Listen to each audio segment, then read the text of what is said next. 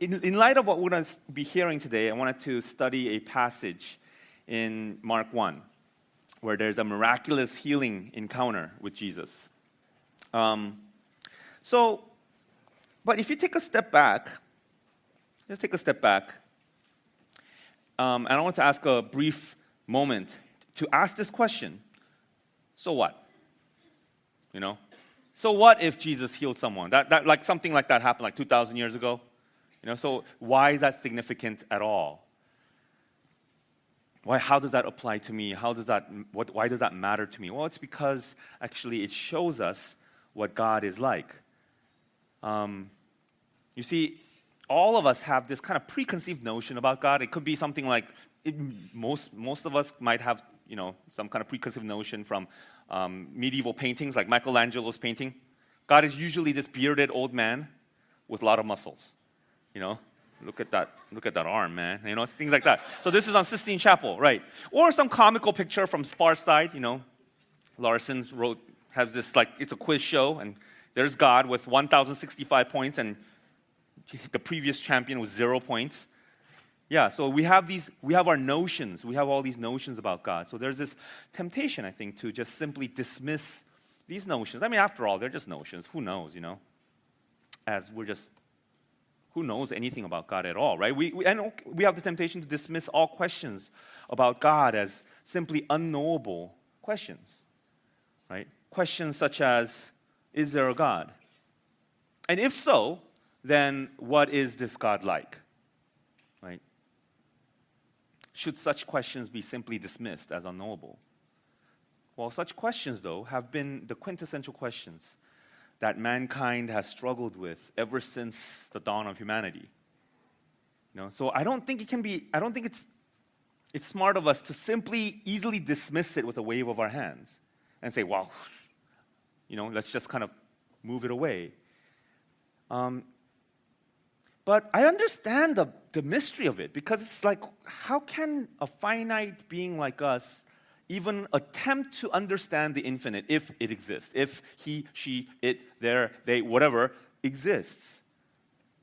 But Jesus tells us, here's the thing, Jesus tells us that when you have seen me, you have seen God, you have seen the Father. Christians call this radical, scandalous claim of Jesus the claim of incarnation, that Jesus is supposed to be God incarnate. Jesus is supposed to be God in the flesh. So he's not simply saying, hey, by the way, I'm a wise person, there's God, go ahead and follow him. Jesus dared to claim, he is the God that we long for. So that means when we see Jesus, we can see what God is like. This age-old question, what is God like?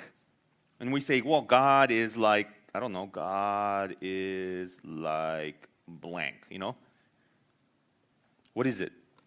The modern world tells us that it's an unanswerable question. So therefore, you can fill in that blank with whatever you want. There's no right or wrong answer to that. The world tells us because there's really no way for us to find out, and probably God doesn't exist. It's a figment of your imagination anyway, so who cares, But Jesus tells us, here I am. I will show you the answer to this question. I will show you what God is like, because I am God in the flesh. So what you see Jesus doing, when he is compassionate, when he is stern, he tells us this is what God is like. When he befriends the sinners who are stricken with guilt, when he criticizes the religiosity of the Pharisees, if Jesus is really the Son of God, then that means that's what God is like. At least that's the claim.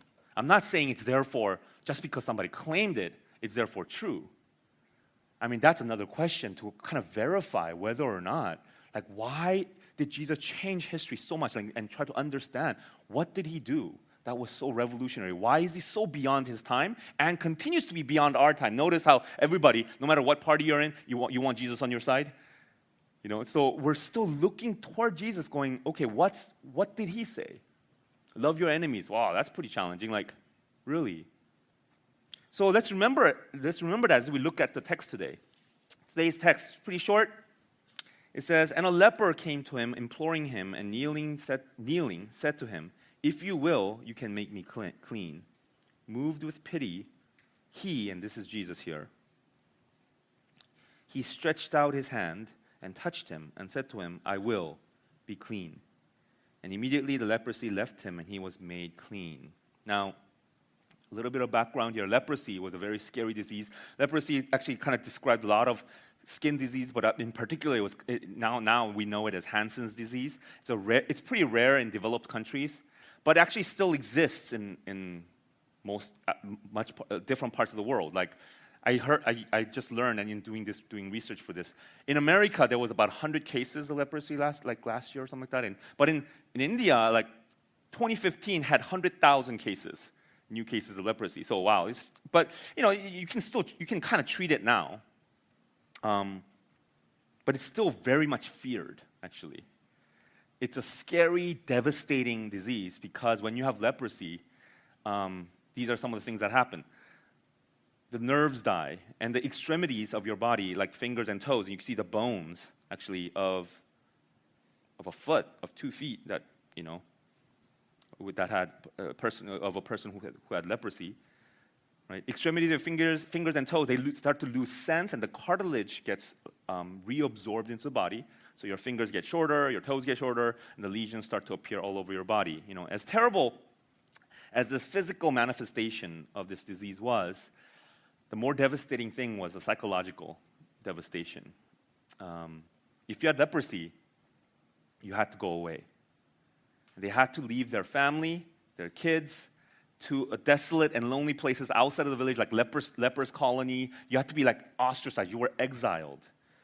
And you had to cover your face, intentionally wear torn clothes, right? And if you had to, some people, even people with leprosy, they had to come back into town or into vicinity to get food and things like that. But then when they had to come in there, they would have to intentionally cover their face and wear torn clothes and shout, unclean. That's what you have to shout about to others about yourself. Unclean, unclean. So that people get warning and they move away. Because it was actually forbidden to touch a leper. It was forbidden against the law. And of course, that seemed to be like a religious law, but actually turned out to be amazing,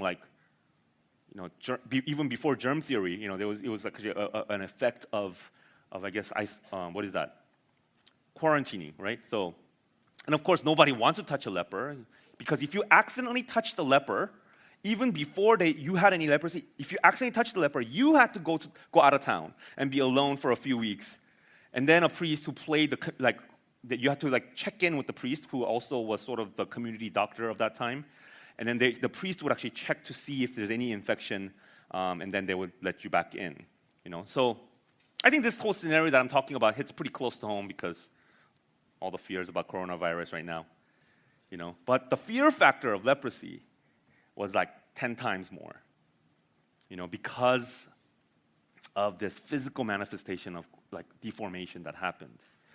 And I don't know, there's another difference between the current fear of all the diseases and leprosy, which is that leprosy was a very slow-acting disease. It took 7 to 9 years to fully develop. So think about that. I don't know if that's physically that's kind of a good news. I guess you have a lot of chances to still function and walk around. But the fact that they were untouchable for that long, 7 to 9 years, you were untouchable, and maybe even longer, because that's when it fully develops, and then until I guess it totally takes your life. You wonder what that kind of isolation, not being touched for that many years, you wonder what that did to this person that came to Jesus, right? Because it's through the human touch that we express friendship, camaraderie, love, right? And without it, we shrivel up. Occasionally we hear really sad stories of someone like a lonely widower who goes to the barber shop to get a haircut weekly, even though he doesn't need it, just so that he can be touched by another human being. Reminding him that he's alive, reminding him that he's still part of the human race. You hear things like that. So if you think about the fact that it takes almost a decade for leprosy to progress, the fear of leprosy is not really that you would immediately die from it. Because that's our current fear about coronavirus. It's pretty quick. right? But the fear is the psychological devastation of being exiled. If you catch leprosy, yeah, you're going to live another decade, but you're done. You are now being exiled, right? So, as the leprosy is eating away at the body, there was also the social isolation that was eating away at the heart of the person. There's a brother that I know in the youth department, in our youth group. He's one of the leaders there, and then he told of a story of when he went to a mission trip in India, and he actually visited a leper colony, or like a village, right? And literally, they were the untouchable caste called Dalit, right? Which is the untouchable caste. And so he went there, and he said that he will never forget the sight and the smell and those kind of things was one thing. He said that he will never forget their eyes, because he said that he looked into their eyes and there was death in their eyes. There was just the years of isolation and being cast away. So this man with leprosy in this text, how long do you think he was this way? Right? The Gospel of Luke, he's a physician actually, and he describes this leper a little bit more in detail, and he says he was covered in leprosy. So probably it was many years, because given that it was like 9 years for it to fully develop, right? So it was probably many years. So think about this. This man says, "If you will." This is actually basically saying, if you are willing, so it's kind of awkward wording here. If you are willing, you can make me clean. So, what is this man sure of? Well, he's sure that Jesus can make him clean. He has the power to. But what he's unsure of is Jesus' willingness, if you will. That's what he's unsure of. Will I be accepted? Will this person throw stones at me? Will Jesus, this rabbi, this holy man, say, why did you come here? And because he didn't say, I unclean as I came to him. It's forbidden. I could be possibly stoned. But what is Jesus' response? Jesus' response is moved with pity. Moved with pity, he stretched out his hand and touched him and said to him, I will, meaning I am willing. I am willing, be clean. So he's first moved. Jesus' response is moved with pity. He stretched out his hand and touched him. I wonder what that touch did to him. How many years has it been when he was treated like another human being? Now before we go on further, one thing that we have to understand is that in the Bible, above all other diseases and things like that, leprosy was seen as a depiction of the work of sin. It's a visual depiction of what sin does on the inside. So, what does sin do? Well, sin also desensitizes.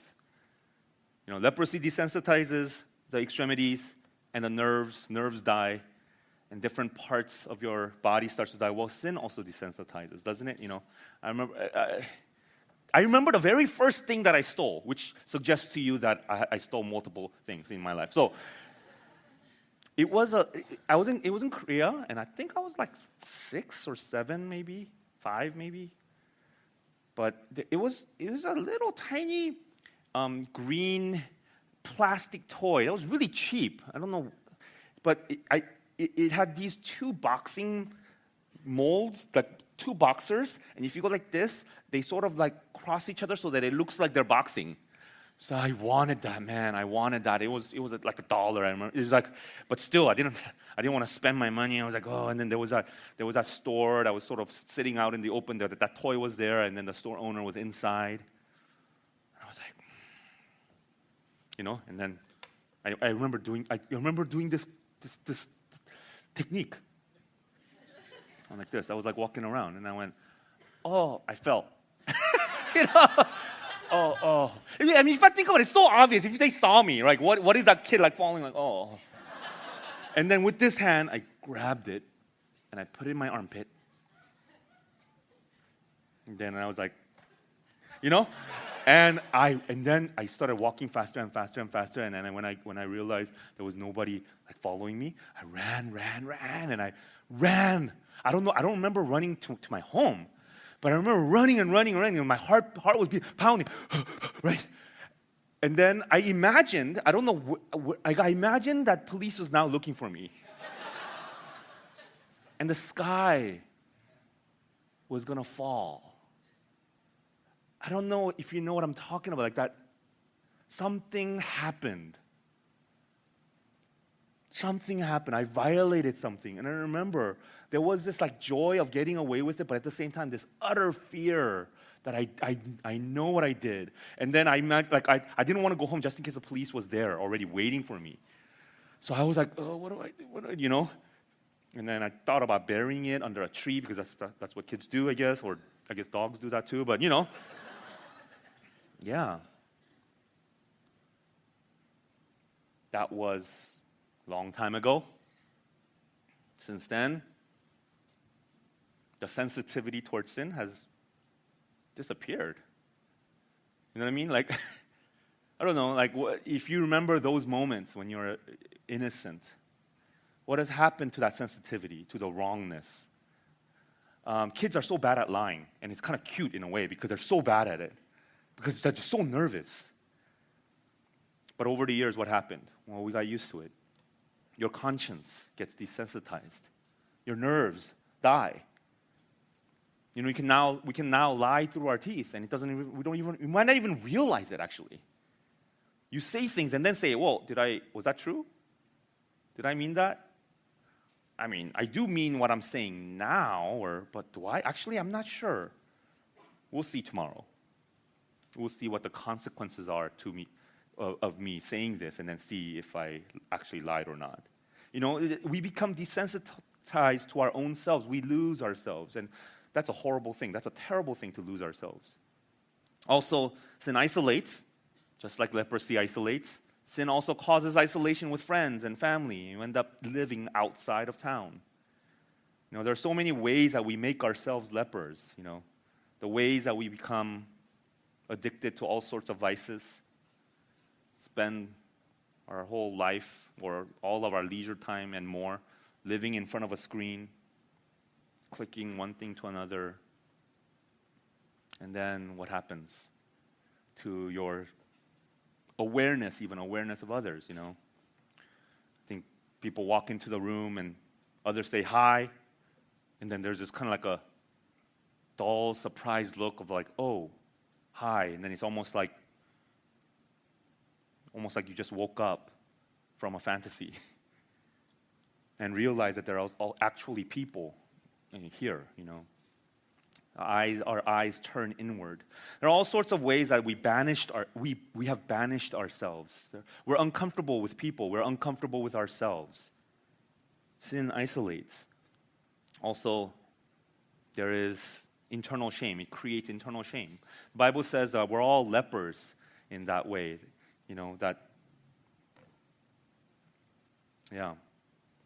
It's not that far off when the Bible describes leprosy as the internal workings of sin. Lepers have to tear their clothes and cry out unclean. As humiliating as that is, man, I don't know about you, but truth be told, I feel like many times that I should cover my face and hide out and cry out, unclean, unclean. And during our moments where we actually see ourselves honestly, we know, or at least I know, that I'm defiling. I'm a defiling presence. And you know what? I think we intuitively know this. We automatically assume that God would not be willing to touch us. That's why so many of you say, like, before I get serious about God, I gotta first clean up my life first. I can't go to Him as I am because, there's stuff that I need to clean up. There's stuff I need to take care of. Even if you are actually attracted toward God, people say this. So we say to God, leave me alone, just let me go away. I mean, these are some of the ways in which we're stuck in our past, all right? Some past sin. We've been talking about this in the past, few in the past message series, and that's actually the paper that that's in your seats. But one of the things was, the last one was how we're stuck in our past. And a big part of it is we're stuck in the past guilt, right? So we say, leave me alone, God. Please, I'm untouchable. But Jesus' actions tell us what God is like. If it's true that what is God like? It's answered by Jesus' action. What does he do? He stretches out his hand and touches him. I mean, imagine the shock. He's treated as a human being, and he repeats his word, right? He repeats the word right there. He goes, I will. Just like he goes, if you will. The leper is like, if you are willing. Jesus repeats it, I am willing. You know, that's like a very fatherly thing to do, right? If a kid says, can I have ice cream? I mean, adults, you shouldn't say, sure thing, get it. You know, it's like, to really connect, you repeat it, you know. Can I have ice cream? Yes, you may have ice cream. May I have ice cream? Yes, you may have ice cream. And there's a kind of a connection that is made there. And that's what Jesus is doing here. I am willing. He's affirming. He's affirming. And so in a way, Jesus utters this leper's deepest desire. Jesus knows that this man feels so unwanted, so dirty. This disease has become him. So Jesus uses the leper's own words.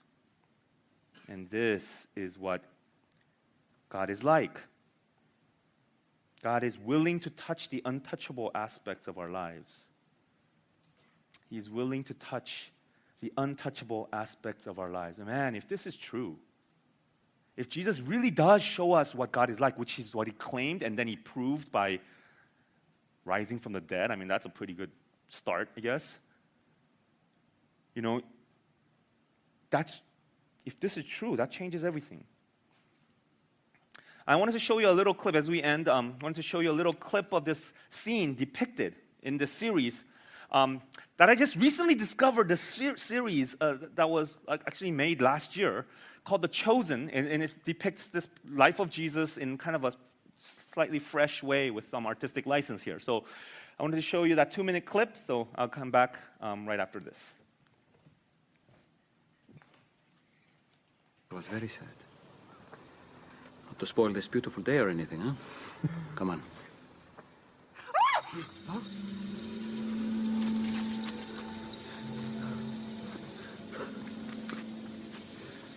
It's a leper. Stay back. Cover your mouth. Don't breathe his air. Don't come any closer. It's okay, John. It's okay. Rabbi, you cannot. His disease, you can...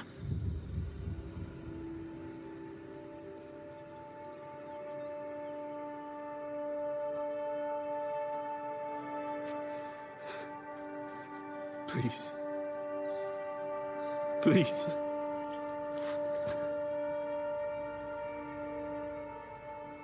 Please don't turn away from me. I won't. Lord, if you are willing, you can make me clean. Only if you want to, I submit to you. My sister, she was a servant at the wedding. She told me what you can do. I know you can heal me if you are willing.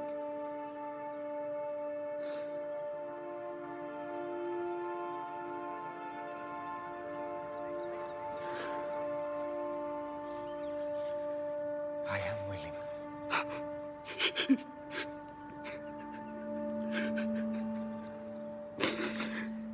Be cleansed.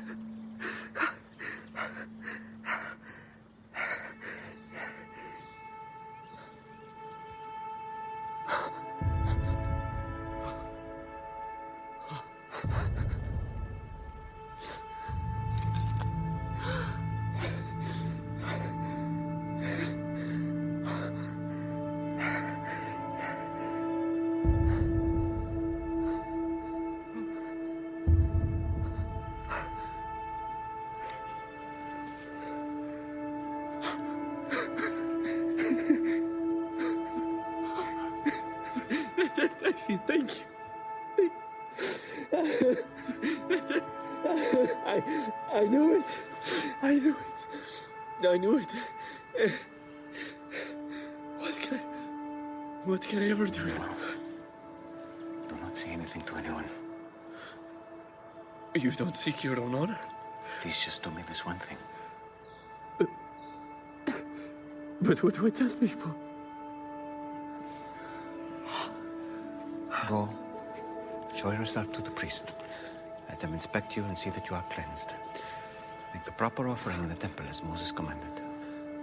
And go on your way.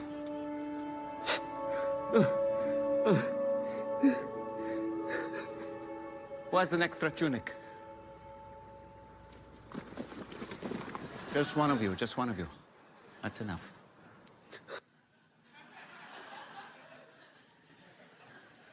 All right. Yeah. What Jesus did, it was illegal. It was scandalous that a holy man would touch a defiling disease. But through this incident, Jesus shows all of us this. I am willing. I am willing. And to all the brothers and sisters being baptized today, Jesus says, I am willing. To every sinner that recognizes the decay inside, to everyone who comes to Jesus for healing, this is a declaration that Jesus makes. I am willing. So that's the message for the baptism candidates as well as for all of us today.